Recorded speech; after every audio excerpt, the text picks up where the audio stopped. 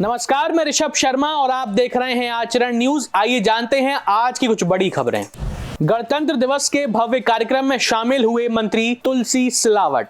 ग्वालियर में dog bite का भयानक दृश्य आया सामने। जज ने अदालत में बुलाई 13 लोगों को जान लेने वाली बस। सरकार के विरोध में किसानों ने निकाली ट्रैक्टर रैली। जीवाजी विश्वविद्यालय में फिर हुआ बड़ा हंगामा। आइए जानते हैं अब इन सभी खबरों को विस्तार से।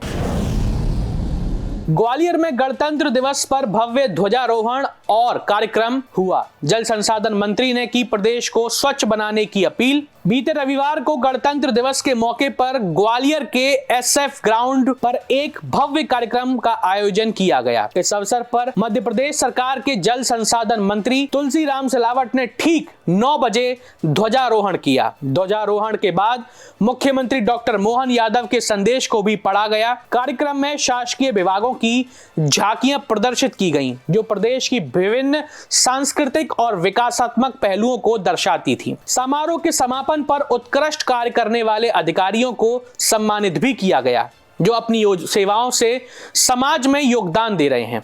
इस अवसर पर मंत्री तुलसी राम सिलावट ने प्रदेशवासियों से अपील करते हुए कहा कि राज्य को साफ और स्वच्छ बनाने में अपना योगदान दें।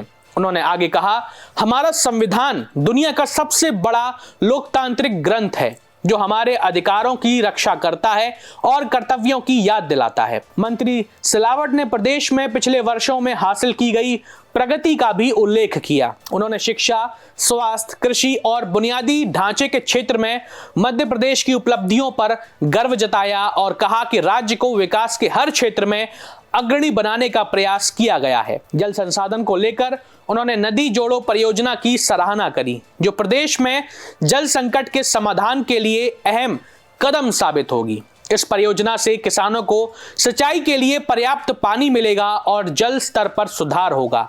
उन्होंने आगे कहा कि हमारे किसान प्रदेश की रीढ़ हैं और उनकी समस्याओं का समाधान हमारी प्राथमिकता है। मध्य प्रदेश वासियों को प्रणाम करता हूं।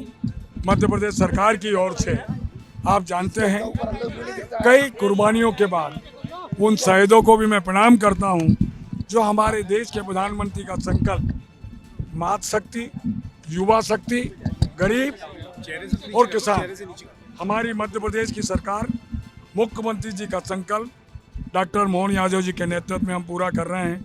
फिर से प्रदेशवासियों को बहुत बहुत बधाई, मेरी ओर से शुभकामनाएं। ग्वालियर में डॉग बाइट की खौफनाक घटना। 7 वर्षीय छात्र पर स्ट्रीट डॉग का हमला। ग्वालियर में डॉग बाइट की अब तक की सबसे डरावनी घटना सामने आई है। 7 वर्षीय एलकेजी के छात्र रविकांत पटेल पर 3 से 4 स्ट्रीट डॉग्स ने हमला कर दिया जब वह मंदिर जा रहे थे। यह हादसा सचिन तेंदुलकर रोड स्थित शारदा बालराम आवासीय स्कूल के पास हुआ। आपको बता दें कि रवि मूलतः पन्ना का रहने वाला है और वह अचानक स्ट्रीट डॉग्स के हमले का शिकार हो गया। डॉग्स ने उसके शरीर पर 17 गहरे जख्म दिए हैं। घटना के बाद उसे तत्काल उपचार के लिए जयरोग्य अस्पताल समूह के सुपर स्पेशलिटी अस्पताल में भर्ती कराया गया। डॉक्टर्स ने 6 घंटे की कड़ी मशक्कत के बाद उसकी जान बचाई और उसके जख्मों पर 107 टांके लगाए हैं। गजराजा मेडिकल कॉलेज ग्वालियर के डीन डॉक्टर RKS धाकड़ ने बताया कि रवि की हालत अब खतरे से बाहर है, हालांकि उसकी स्थिति बहुत गंभीर थी। यह घटना ग्वालियर में स्ट्रीट डॉग्स के बढ़ते खतरे को लेकर चिंता का कारण बन गई है। प्रशासन को इस पर ध्यान देने की आवश्यकता है, ताकि ऐसी घटनाओं से नागरिकों की सुरक्षा सुनिश्चित की जा सके। डॉग बाइट के काफ़ी केस आ रहे हैं। करीब करीब 1-2 साल से हम भी इस बात को नोटिस कर रहे हैं, लेकिन ये बड़ा दुर्भाग्यपूर्ण है कि छोटे बच्चों के ऊपर जो अटैक कर दे रहे हैं, क्योंकि छोटे बच्चे, उनका शरीर का साइज़ भी कम होता है। और कल जो केस आया, वो बच्चे को काफ़ी ज़्यादा उसको काटा हुआ है, उसका सर पे, चेहरे पे। तो चूँकि यह है कि समय रहते वो लोग हमारे सुपर स्पेशलिटी में लेके आ गए और हमारे चिकित्सकों ने तत्परता दिखाते हुए उसका ऑपरेशन, घाव की सफाई और रिपेयर उसको किया हुआ है। तो अभी तो बच्चा स्टेबल है, परंतु इस पर रोक लगना चाहिए। मेरा ये मानना है कि छोटे मासूम बच्चों पर जो आवारा कुत्ते हैं वो जिस तरह से अटैक करते हैं, ये बड़ा दुर्भाग्यपूर्ण है। देखिए क्या है कि कई जगह काटा है, तो एक एक घाव को बारीकी से सफाई करना और टाँके और ये तो खैर उस पर डिपेंड करता है कि कोई चिकित्सक कितने लगा रहा है, हम लोग इनको काउंट नहीं करते हैं, परंतु उसको काफ़ी घाव हैं सर से लेके चेहरे से लेके शरीर पे, तो एक एक घाव को की सफाई करना, उसमें उसको रिपेयर करना, टाँके लगाना, उसमें वक्त लगता ही है। हमारे चिकित्सकों के लिए समय 6 घंटे 8 घंटे या 2 घंटे कोई मायने नहीं रखता। हमारा उद्देश्य सिर्फ ये है कि जो भी रोगी है वो प्राथमिकता है, उसका उपचार प्राथमिकता है और वो कैसे जल्दी से जल्दी ठीक हो, यही हम अपने चिकित्सकों को निर्देश देते हैं और हम स्वयं भी यही कार्य करते हैं। ये जो लगता है इससे कि ये डॉग्स के झुंड ने ही हमला किया है, क्योंकि एक डॉग जो है ना इतने सारे घाव नहीं कर सकता। जज ने अदालत में तलब की बस, 13 लोगों की जान ली थी बस ने। ग्वालियर में 13 लोगों की जान लेने वाली खूनी बस को कोर्ट में तलब किया गया। ग्वालियर के न्यायालयीन इतिहास में पहली बार ऐसा मौका आया जब कोर्ट रूम में डाइस पर बैठे न्यायाधीश उठे और बाहर कैंपस में मौजूद बस के बाहर अपना कोर्ट रूम खोल दिया। दरअसल यह मामला बीते 4 साल पहले 23 मार्च 2021 का है, जहां पुरानी छावनी थाना क्षेत्र में चमन पार्क के पास बस ऑटो की भिड़ंत के दौरान ऑटो में सवार आंगनवाड़ी केंद्रों में खाना बनाने वाली 12 महिलाएं और ऑटो चालक की मौत हो गई थी। यह बस मुरैना की तरफ से ग्वालियर आ रही थी, जबकि ऑटो में सवार महिलाएं मुरैना की ओर जा रही थीं। इसी मामले में ग्वालियर जिला न्यायालय में सुनवाई हुई, लेकिन यह सुनवाई ग्वालियर के न्यायालयीन इतिहास में दर्ज हो गई, क्योंकि कोर्ट के आदेश पर शनिवार को 13 लोगों की जान लेने वाली खूनी बस को तलब किया गया था, ताकि स्वतंत्र साक्षी इसकी पहचान कर सकें। इस दौरान कोर्ट रूम में बैठे हुए न्यायाधीश अपनी डाइस से उठकर कोर्ट परिसर के ग्राउंड में मौजूद बस के सामने पहुंचे और वहां अपनी टेबल लगाकर कोर्ट की सुनवाई को आगे बढ़ाया।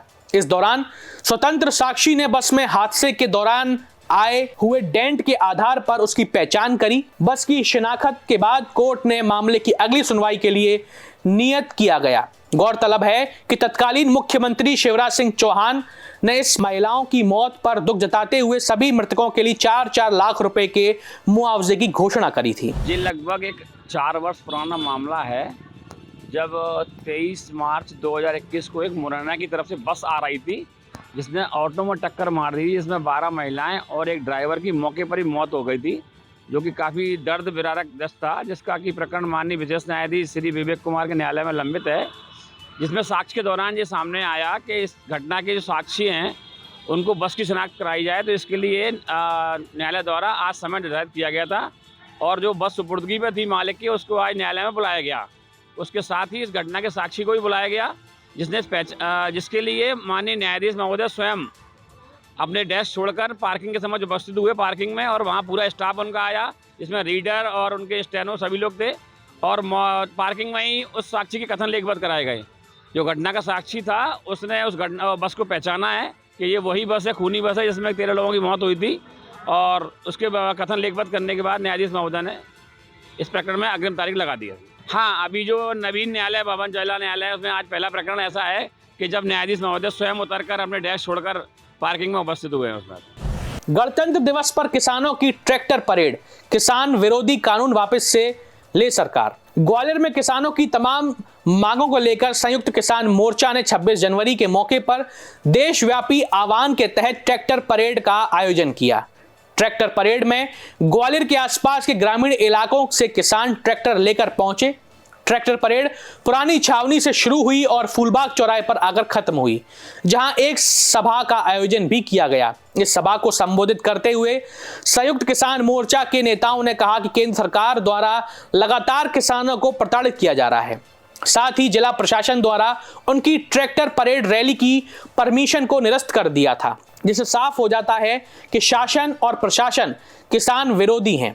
किसानों ने साफ तौर पर चेतावनी दी है कि लगातार नए नए कानून लाए जा रहे हैं, जिसका वह पूरे जोर तरीके से विरोध करते हैं। 5 मार्च के बाद इसको लेकर एक बड़ा आंदोलन किया जाएगा, ऐसा उनका कहना था। देखिए, संयुक्त किसान मोर्चा की ओर से पूरे देश में ट्रैक्टर परेड हो रही है।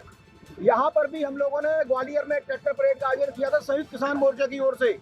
लेकिन यहाँ पर हर वर्ष की भांति प्रशासन ने इस बार क्या किया, हमने 10 दिन पहले आवेदन लगाया और 10 दिन आवेदन लगाने के बाद रात के 10 बजे एसपी से लेकर एडीएम और तमाम सारे प्रशासन के लोग ये धमकियां दे रहे हैं कि आप जुलूस मत निकालो, आपको गिरफ्तारी की जाएगी, आपको जेल में डाला जाएगा।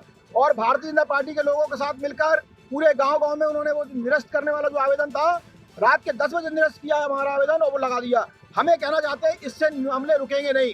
और संयुक्त किसान मोर्चे ने तय किया है कि किसानों के साथ जो अन्याय हो रहा है, अभी सरकार एक कृषि व्यापार नीति लेके आई है, वो कृषि व्यापार नीति का मसौदा जो लेके आई है सरकार, उससे जो है किसान बिल्कुल तबाह हो जाने वाले हैं। एक तरीके से तीनों काले कानून है जो कानून वापस लिए थे। इसलिए संयुक्त किसान मोर्चे ने यह भी तय किया है कि 5 मार्च के बाद पूरे देश के अंदर हर जिलों में, हर राजधानियों में पक्के मोर्चे लगाए जाएंगे। हम लोग ग्वालियर में भी बैठकर तय करेंगे और यहाँ पर भी पक्के मोर्चे लगाने की ओर हम लोग आगे बढ़ेंगे। लेकिन ये कहना चाहते हैं कि खेती और किसानी को बर्बाद करने वाली जो भी नीतियां लागू होगी, हम उस नीतियों के खिलाफ हैं और रहेंगे, लड़ रहे हैं, लड़ते रहेंगे। चाहे प्रशासन और सरकार जो भी दमन करेगी उसको झेलेंगे, लेकिन पीछे नहीं हटेंगे। आज हम लोगों ने सबसे पहले पूरे ग्वालियर जिले की जनता को, खासतौर से किसान भाइयों को गणतंत्र दिवस की शुभकामनाएं दी हैं और ये संकल्प लिया है कि किसान विरोधी नीतियों के खिलाफ लड़ाई जारी रहेगी। जीवाजी विश्वविद्यालय में एनएसयूआई का बड़ा हंगामा, पुलिस ने कार्यकर्ताओं को किया गिरफ्तार। ग्वालियर के जीवाजी विश्वविद्यालय में एनएसयूआई कार्यकर्ताओं ने कुलगुरु प्रोफेसर अविनाश तिवारी द्वारा ध्वजारोहण किए जाने का जमकर विरोध किया। एनएसयूआई कार्यकर्ताओं ने आरोप लगाया कि जिनके खिलाफ EOW में मामला दर्ज है, उन्हें भारतीय ध्वज नहीं फहराना क्या अधिकार है और उन्हें फहराना नहीं चाहिए। कुलगुरु के झंडा वंदन के विरोध में एनएसयूआई ने प्रदर्शन किया और इसके बाद पुलिस ने कई कार्यकर्ताओं को गिरफ्तार कर लिया। मामला झुंडपुरा में एक फर्जी कॉलेज को मान्यता देने और स्कॉलरशिप गड़बड़ी के आरोपों से जुड़ा हुआ है। इस सिलसिले में EOW में केस दर्ज है। एनएसयूआई के कार्यकर्ताओं ने कहा कि जिन लोगों के खिलाफ गंभीर आरोप हैं, उन्हें राष्ट्रीय ध्वज का सम्मान नहीं करना चाहिए। पुलिस ने मौके पर पहुंचकर कार्रवाई करी और प्रदर्शनकारी कार्यकर्ताओं को हिरासत में ले लिया है।